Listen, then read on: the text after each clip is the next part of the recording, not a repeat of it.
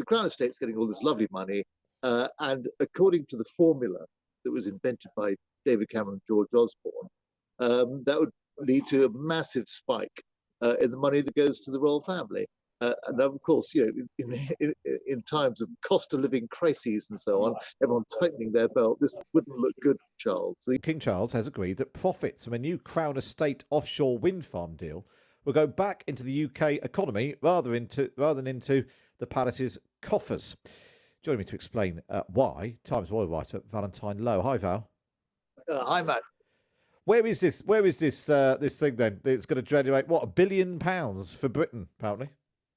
Yeah, well, £1 billion a year in the initial phase. That's gross revenue. So, of course, we don't know what the profit will be, but it'll be a substantial figure.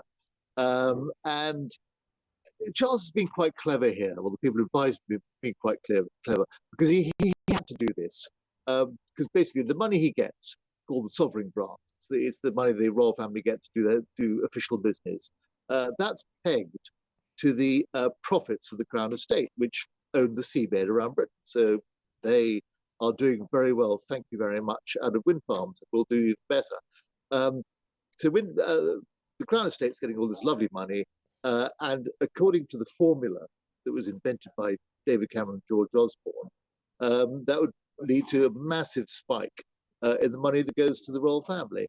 And of course, in times of cost of living crises and so on, everyone tightening their belt, this wouldn't look good for Charles. So he seized the initiative here. He's come up fighting and said, "Listen, I'm not going to accept this money. It's going to go back into the coffers for the general well-being of the nation."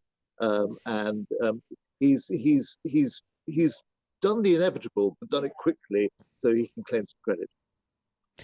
Is this a shift in policy, if that's the right word, from his mother, the late Queen? Is he being slightly more fleet of foot on how these sorts of decisions are taken? I think there will be. I don't think it's a shift in the substance of policy. I'm sure the late Queen would have done the same thing, but he's done it faster and smarter. So they're definitely fleeter of foot. But of course, what it exposes, I think, is the absurdity of George Osborne's conjuring trick. So when a few years ago, when Osborne and Cameron wanted to come up with a new arrangement for financing the royal family, they thought, well, we want to peg it to something. We want to keep it to a fairly steady flow of money.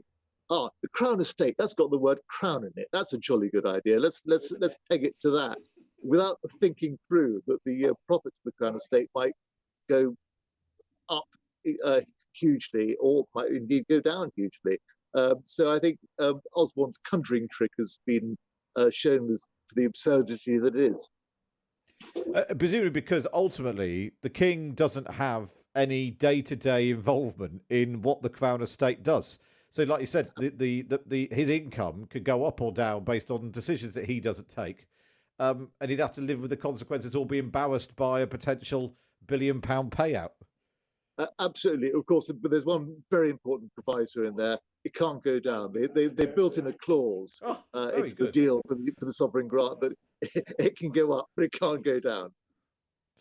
Oh, lovely! I bet we'd all like that sort of clause in your your investments can go up but not go down. You don't hear that very often.